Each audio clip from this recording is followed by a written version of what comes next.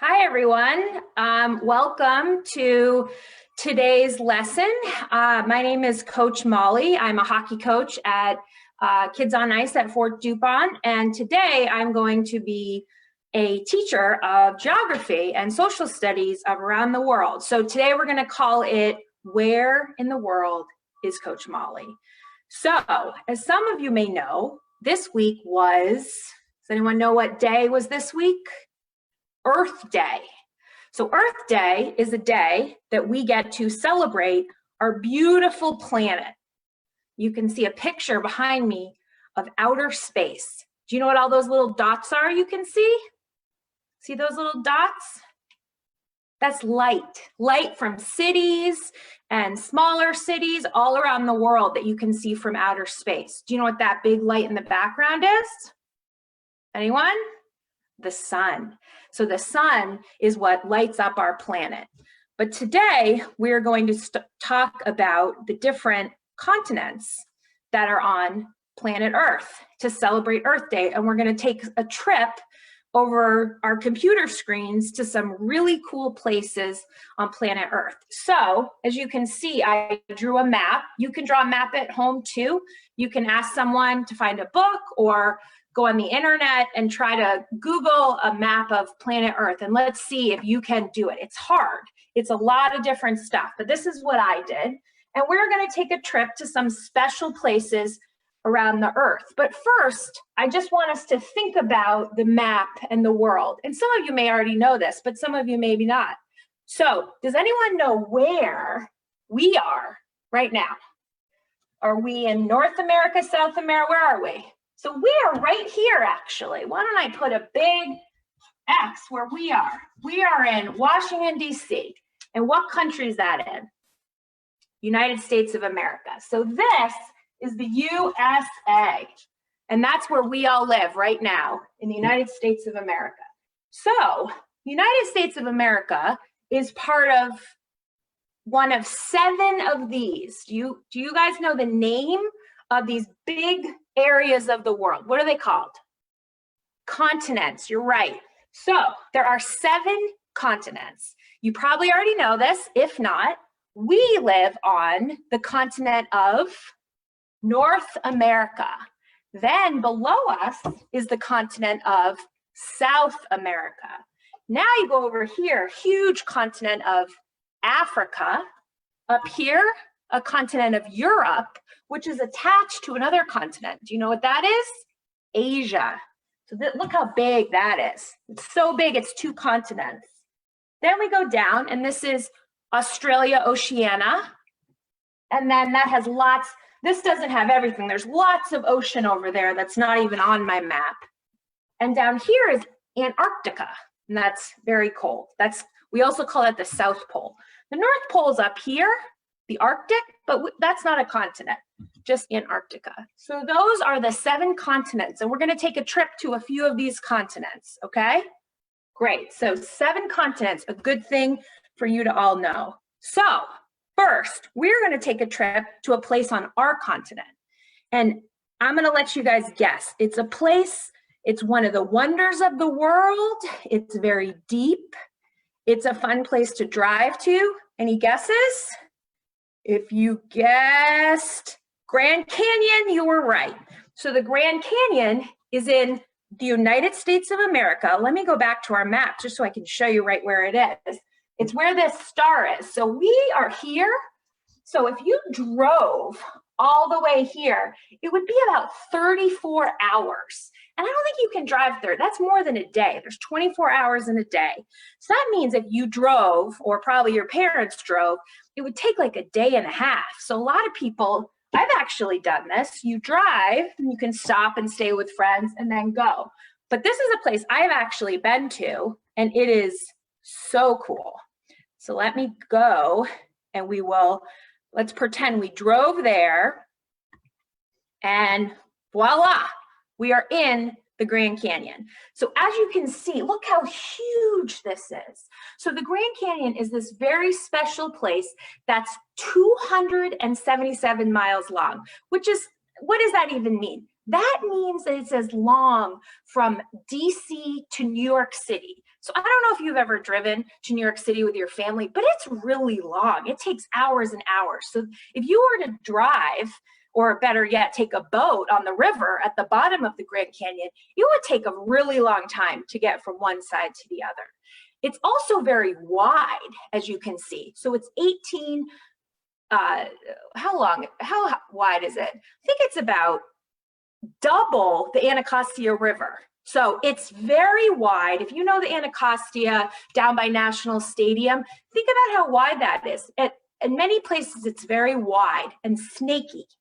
Okay, so I wonder, do we know how this was made? Was it a big crack? Did it happen all at once with an earthquake, or did it happen over time? What do you think?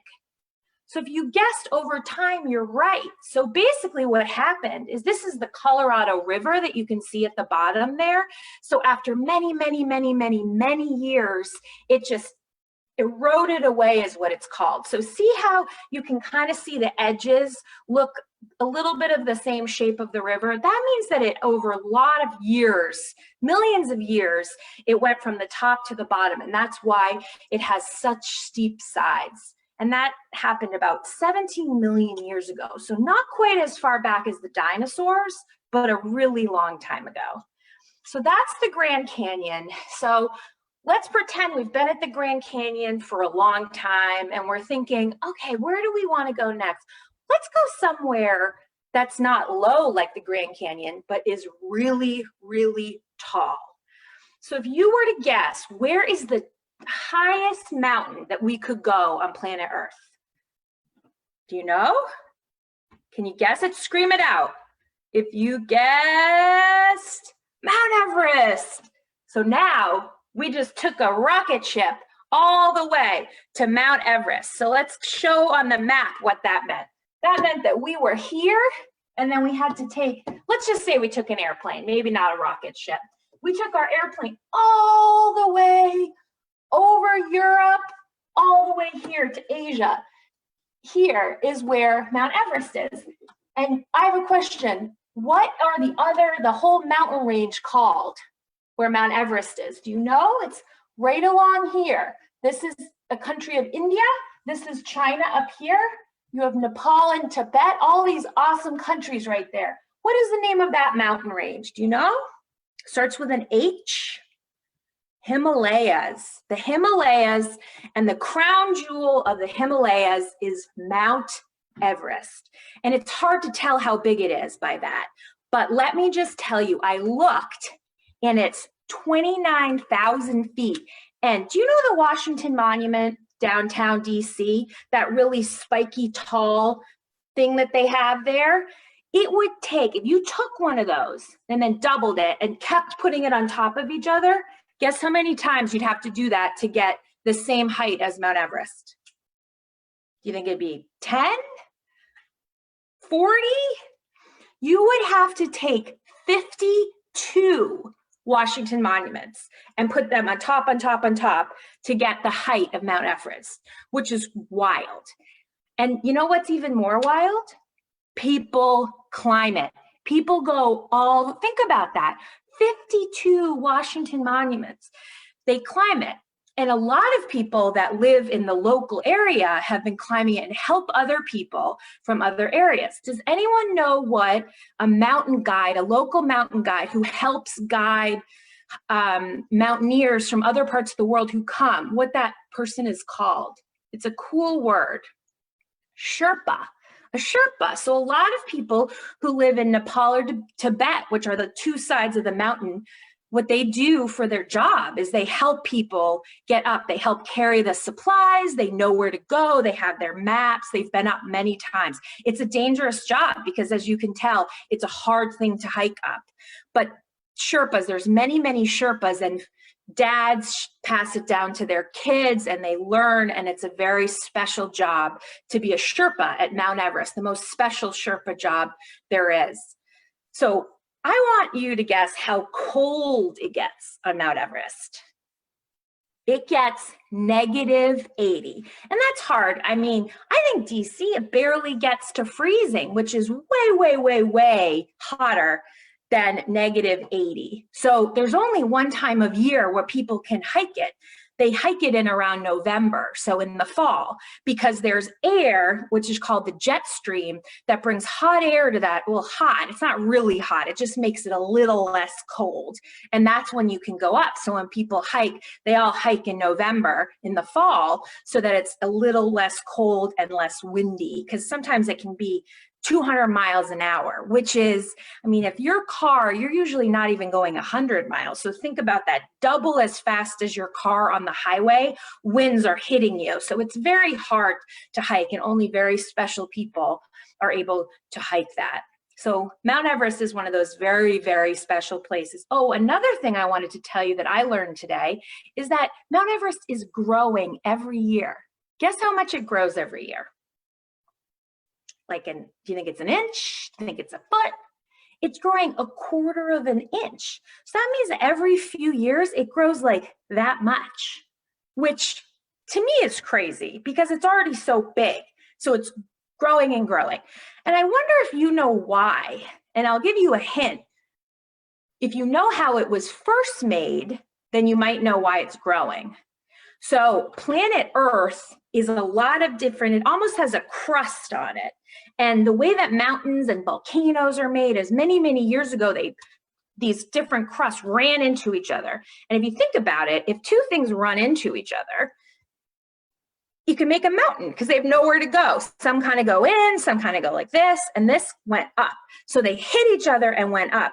So those plates are pushing slowly, slowly, and making it go up. It's okay, it's not dangerous or anything. It's just so slow that it's pushing it up. And they're called plates. Those plates are pushing up and up. So when you are an adult someday, it'll be much taller than it is today, which I think is really cool. It's always moving, though you probably can't tell if you look right at it. So we're in the Himalayas on Mount Everest. We hiked, we're at the bottom, we're tired. Where should we go next? I wonder. So now I think because we went to the biggest mountain, I think we should go to the biggest, widest waterfall.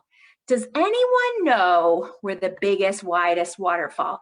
And I've actually been here. I've never been to Mount Everest, I wish. But this place I've actually been when I was younger. Any guesses? Where's the biggest waterfall?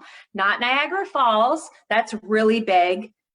It's called Victoria Falls. So Victoria Falls is between Zimbabwe and Zambia. And you know what continent that's on? Let's go back to our map. That Zimbabwe and Zambia are on what continent? Can you guess? Africa. So this is where we are going. So we were over here at the Himalayas at Mount Everest, and now we're going to take another plane and go all the way over here, over the Middle East, down here. So we probably would land in South Africa and drive up, which is what I did. I used to live down here, and I flew into South Africa and I drove up, and it's right on the border of Zimbabwe and Zambia, two beautiful countries that are part of the continent of Africa. So we arrive, and look at that. I don't know if you can see, but basically what happens is all this water just falls off a ledge almost. It's just unbelievable. And do you know what that river is called? It's kind of like the names of the countries. It's called the Zambezi River. So the Zambezi River, all this water comes and just gushes and falls really, really, really far to the bottom. And then the Zambezi River is what flows out. And that's where I went. I went on a raft. You know what an inflatable raft? And we had guides and we had paddles and we went, and it was rocky. It was scary, but really fun. So this is the Victoria Falls. So local people call Victoria Falls, and I'm going to do my best to pronounce this, Mosi o Tunya. And do you know what that means in their native language? I'll give you a hint. Look at all of this water. It's gushing down. It's called the smoke that thunders. I wish I had a video for you, but if you see it, it's just like so loud. You can't hear anything. And when the water hits, it looks like smoke, but it's just really fine water everywhere. So the people who have lived there for many, many years call it the smoke that thunders. It's very, very cool. And there's a lot of people who pray to this. It's such an important part of their life, and there's different things they do. Can you guess what animals you have to be very careful of if you're on a boat in the Zambezi River? If you guessed crocodiles, you are right. So when I was there, they said, be very careful. Not when the water, there's certain areas where the water is really rough. Crocodiles don't like that area. But if it's calm areas, the crocodiles, and if you kind of leave them alone, you're okay. But those are big crocodiles. Alligators are the name of that animal in different parts of the world. But crocodiles are in the Zambezi, and you have to be very careful.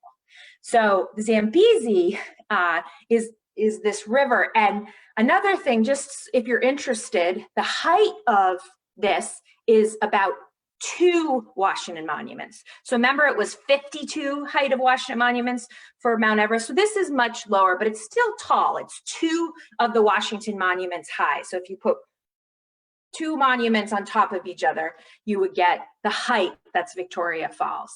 So, you know what, I'm thinking we've had a great day at Victoria Falls, but there's so many other things to see in Southern Africa. So you know what, I think we should go back down the country I lived in called Botswana and South Africa. Do you know what is a really popular thing to do in those areas?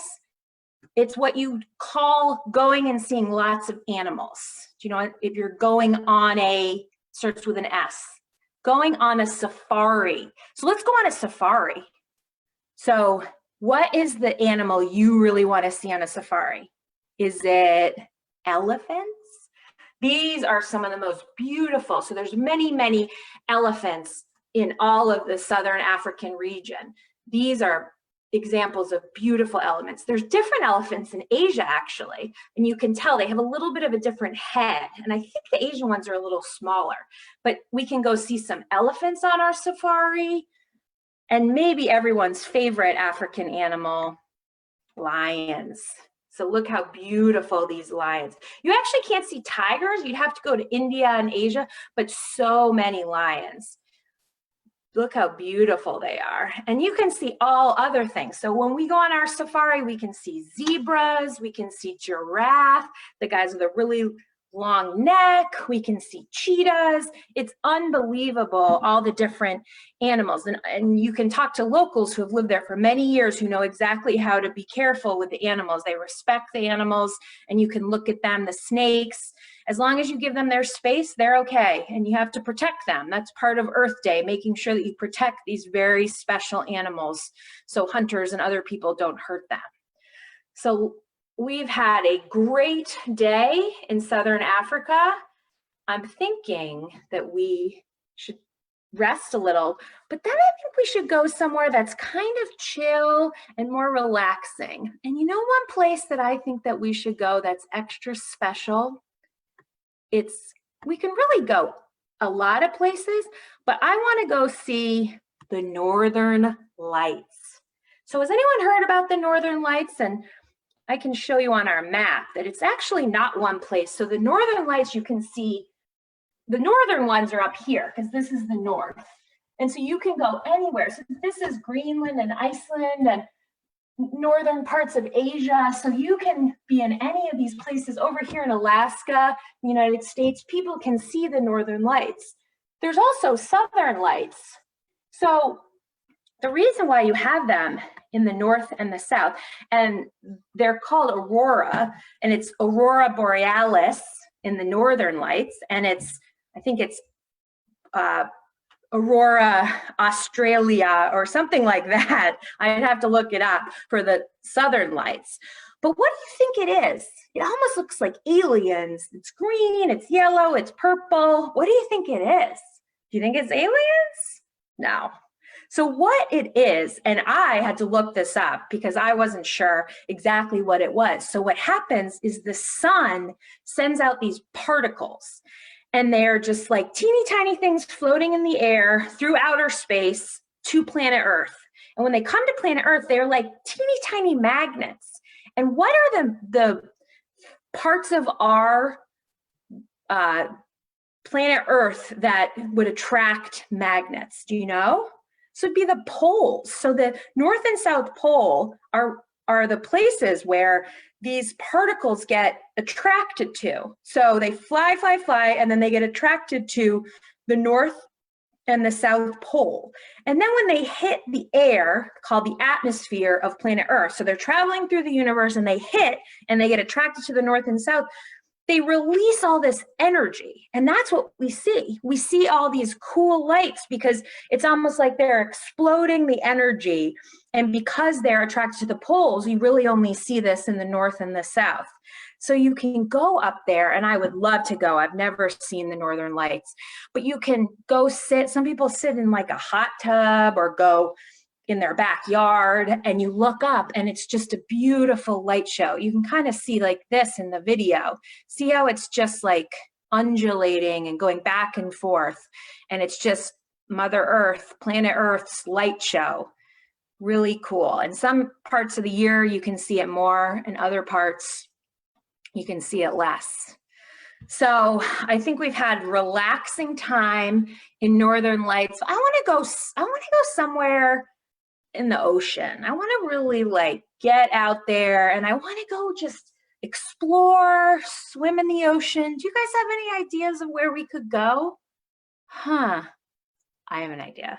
What if we go to the Great Barrier Reef? So before we go there, let's show on the map. Okay, so let's pretend we were up here somewhere seeing the Northern Lights. Let's say we're in Iceland. That's right about here, okay? So let's now fly from Iceland. This is gonna be a long trip.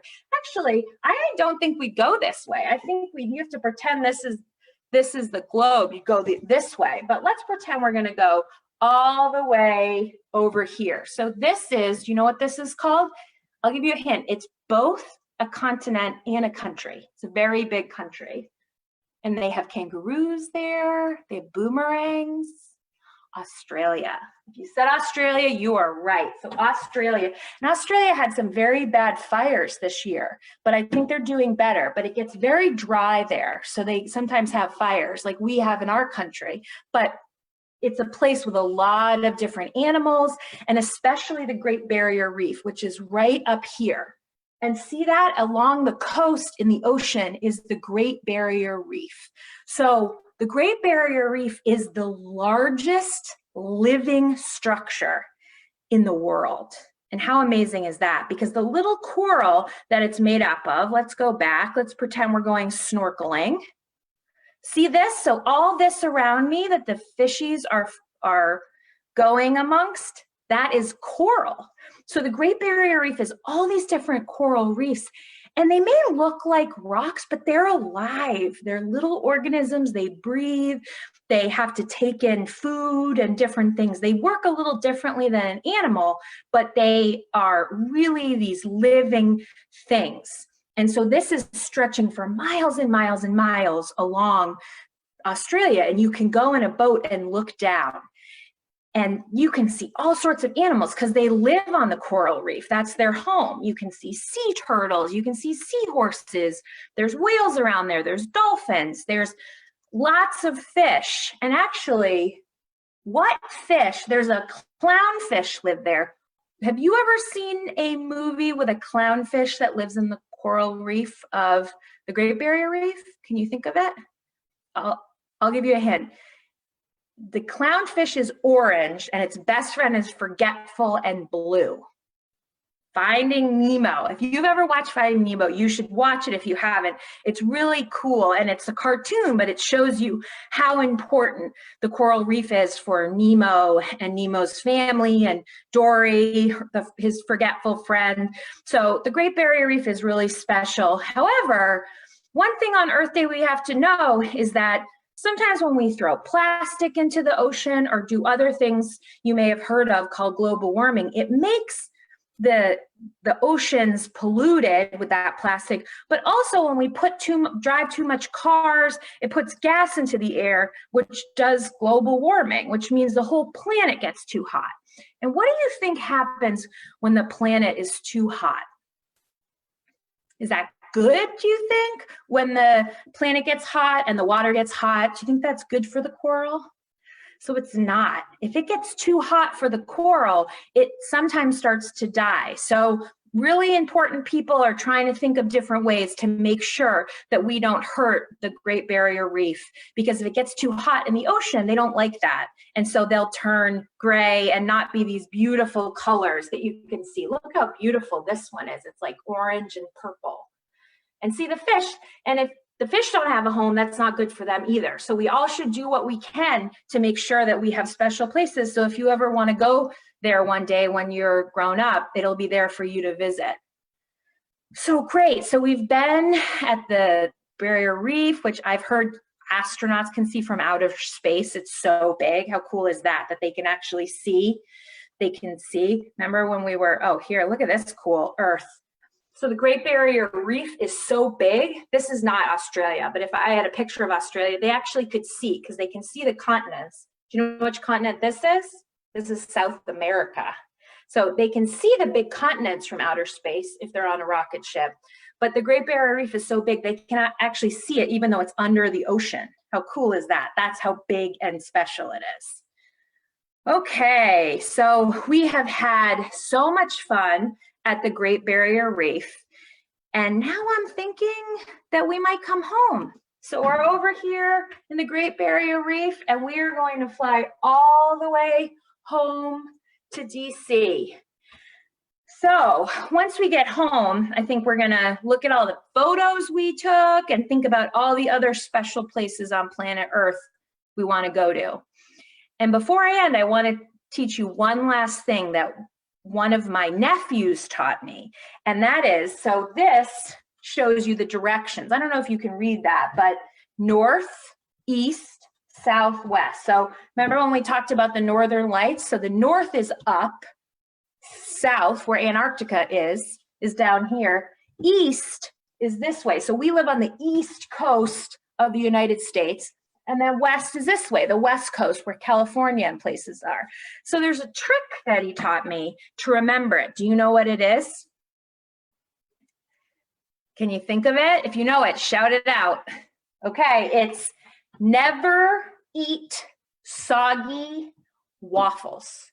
Never eat soggy waffles, because sometimes it's confusing which is where. But remember that never eat soggy waffles. And then you remember which side, east and west. I thought that was a really awesome trick to remember. So thank you guys so much for joining. This is our trip around the world of where in the world is Coach Molly. Let us know if there's other things you want us to teach you about. We can go to other parts of the world, but I hope you're all at home and dreaming of all the special places you want to travel to when you grow up. Thanks, everyone.